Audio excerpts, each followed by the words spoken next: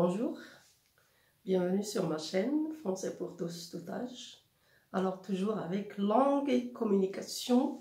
Aujourd'hui on va voir comment indiquer le temps ou bien comment situer un événement dans le temps. Alors pour comprendre cette leçon, on doit d'abord savoir qu'on a trois parties dans le temps. C'est ce qu'on trouve dans l'axe du temps. Alors sur l'axe du temps, on a le présent.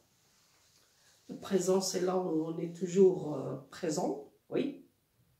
Par exemple, maintenant, moi je suis dans ma classe de français et je vais présenter une leçon. Maintenant, il y a aussi ce qui va se passer après le présent, et là c'est le futur, et ce qui s'est passé avant le présent, c'est le passé. Alors aujourd'hui, je vais voir seulement les expressions ou bien les indicateurs temporels qui servent à situer un événement dans le temps.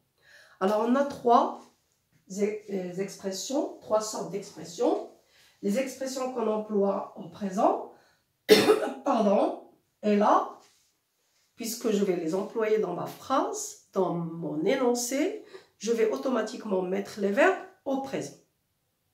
Maintenant, j'explique une leçon.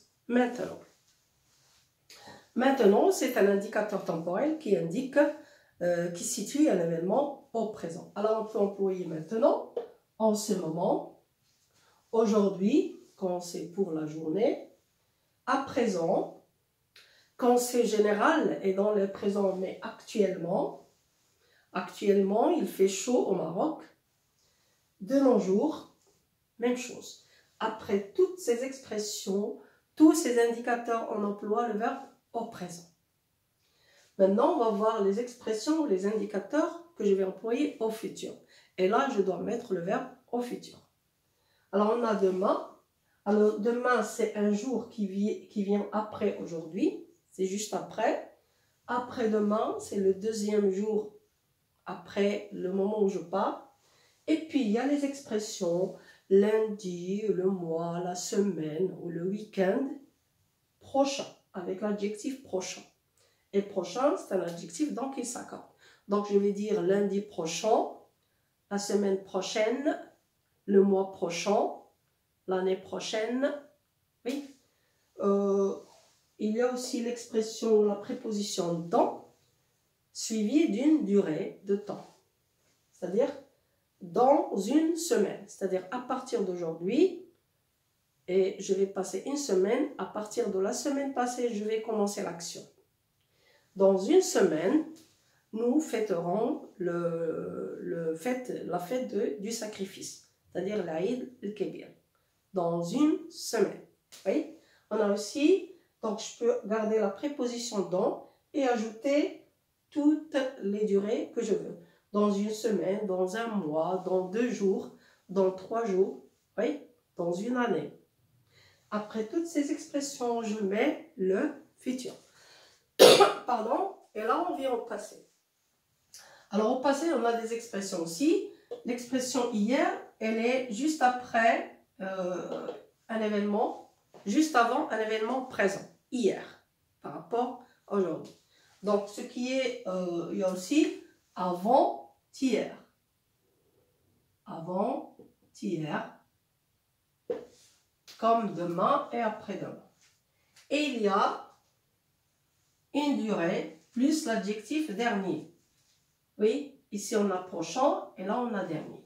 Donc je vais dire lundi dernier, j'ai vu mon camarade. Oui, mardi dernier, les élèves de 16e année primaire ont passé l'examen régional. Lundi, mardi dernier. La semaine dernière, l'adjectif dernier aussi, il s'accorde. La semaine dernière, l'année dernière, le mois dernier. Et là, je mets le passé. Généralement, on met le passé composé, quand l'action est brève. Hier, j'ai rencontré mon ami dans le parc. Hier, j'ai rencontré, passé composé.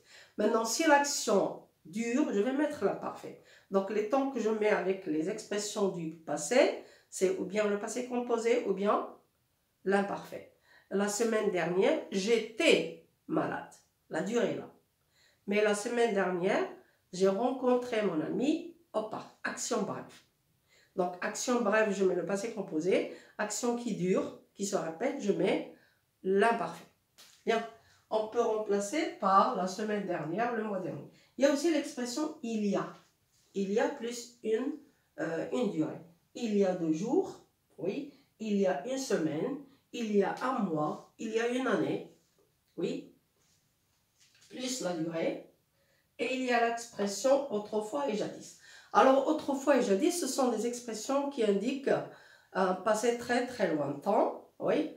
Et là, on met l'imparfait. Autrefois, les gens se déplaçaient à dos d'âne, par exemple. Ils se déplaçaient à dos d'âne. Autrefois, il n'y avait pas de TGV. Oui. Donc, c'est très long. Autrefois, jadis. J'espère qu'on a compris les indicateurs qui situent un événement dans le temps.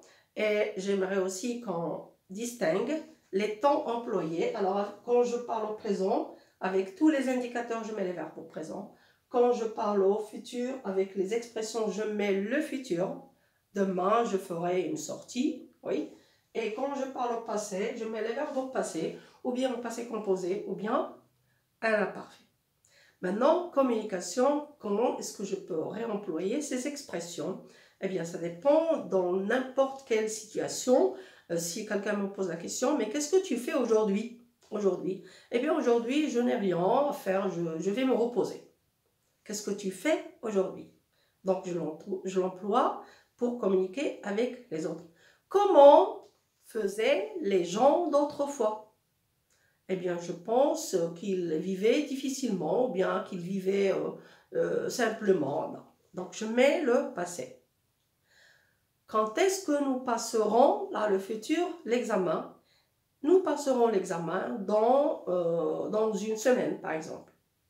Donc, on a besoin de ces expressions quand on communique avec quelqu'un et quand quelqu'un nous pose une question. Ça dépend de l'événement duquel je vais parler. Donc, je dois savoir quelles sont les expressions ou bien les indicateurs temporels que je vais employer et quels sont les temps que je vais employer. J'espère qu'on a compris la leçon d'aujourd'hui, langue et communication. Et je vous demande aussi de les réemployer dans vos actes de communication. À la prochaine fois.